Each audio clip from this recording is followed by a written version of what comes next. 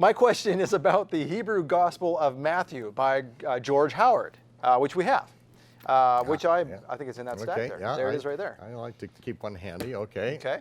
What's the question? Well, I bought it from your online store. I was looking in Matthew 1, verse 16, to see where it shows in the Hebrew, as Michael Rood confirms, that Joseph was the father and not the husband of Mary in tracing the lineage of Messiah. But in this book, I can't see where they show this part corrected in Hebrew. Can you help me find where the correction of this verse is shown in this book? Yes, let me give you a clue. Read the critical apparatus. That's what I tell you to do. It's more important than what you read. You have to read the critical apparatus. You have to understand, because when people talk about the ancient Hebrew Matthew or the Shem Tov text, there is no such thing as the Shem Tov text. If you take a look at this, you see that George Howard gleaned from about 7 extant known text of the Shem Tov manuscript at that time. Since then, 14 more ancient texts of the Shem Tov ancient Hebrew Matthew text have been found.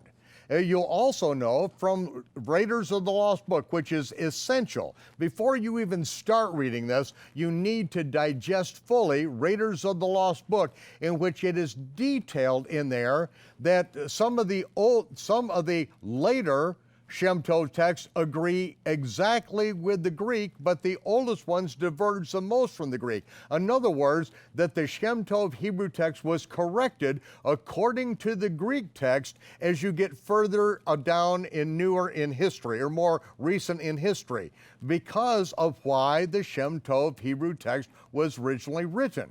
Because it was used by the Jews to defend themselves against the Catholics in the disputations in Spain. See, if you don't understand all of the apparatus and all the reasons why we even have this text, then you'll open it up and you won't have the answer, because you wouldn't even expect the answer to be in this.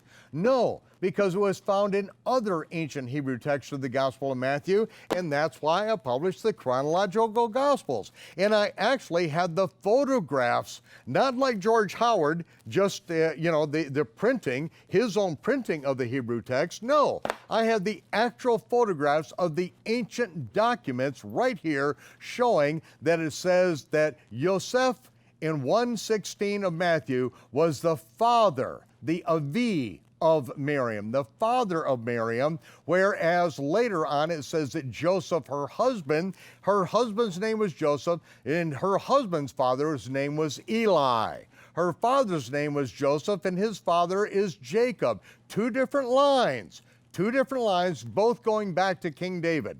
You need to read very carefully. You need to listen to what I say. Then you need to read what I say. You need to read the apparatus like I told you to read very carefully, like you need to read the introduction before you read one word, because if you can't digest the introduction, you have no business reading the chronological Gospels. It'll go completely over your head, because Yeshua's words have gone over the heads of basically every Christian minister in America for the last 200 years. It's time to come back to the prophet and treat Yeshua with all due respect, because he is due the respect that the living creatures fall on their face before him. The 24 elders cast their crowns at his feet and cry, holy, holy, holy, before the Son of the living God. He deserves all of our respect, and we need to listen to what he said and quit just digesting whatever the King James translators threw at us.